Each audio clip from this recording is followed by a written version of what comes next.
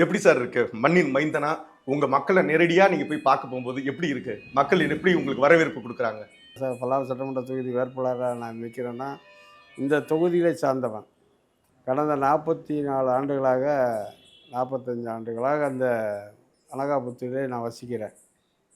அப்பொழுது நான் மன்றமாக இருந்த நேரத்திலே இந்த அனகாபுத்தூர் 6வது வார்டு கவுன்சிலராக போட்டியிட்டு ஜெயித்தவன். உதயசூரிய சின்னத்தில் ஜெயித்தேன் நான்.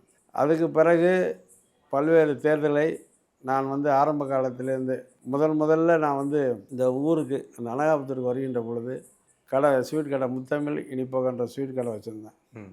வச்சு அதுக்கு பிறகு இந்த ஊரில் கபடி டீம், அதாவது முத்தமிழ் நண்பர்கள் ஃப்ரெண்ட்ஸ் கிளப் அப்படின்றத உருவாக்கினேன். விளையாட்டில் ஆர்வத்தில் இருக்கிற இளைஞர்களை விளையாட்டுத் துறையில் ஊக்கம் அளிக்கின்ற வகையில் பல்வேறு கபடி மேட்ச் நடத்தினேன் இந்த ஊரில்.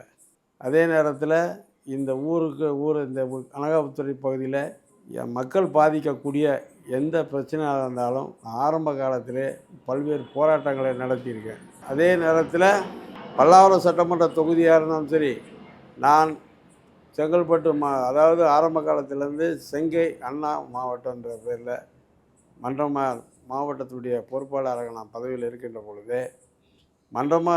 பொழுதே பல்வேறு போராட்டங்களை இந்த மாவட்டத்திலே நடத்தினாலும், குறிப்பாக நான் வசிக்கின்ற பகுதியில் மக்கள் பாதிக்கக்கூடிய எந்த பிரச்சனையாக இருந்தாலும் நான் போராட்டத்தில் ஈடுபட்டிருக்கிறேன். பல்வேறு பொதுக்கூட்டத்தில் மக்கள் பிரச்சனையை முதல்ல பேரூராட்சியாக இருந்த அனகாபுத்தூர், அப்புறம் நகராட்சி ஆகிடுச்சு. ஆரம்ப காலத்திலே நான் பேராட்சி மன்றத்துடைய உறுப்பினராக தான் நான் இந்த பகுதியில் இருந்தேன்.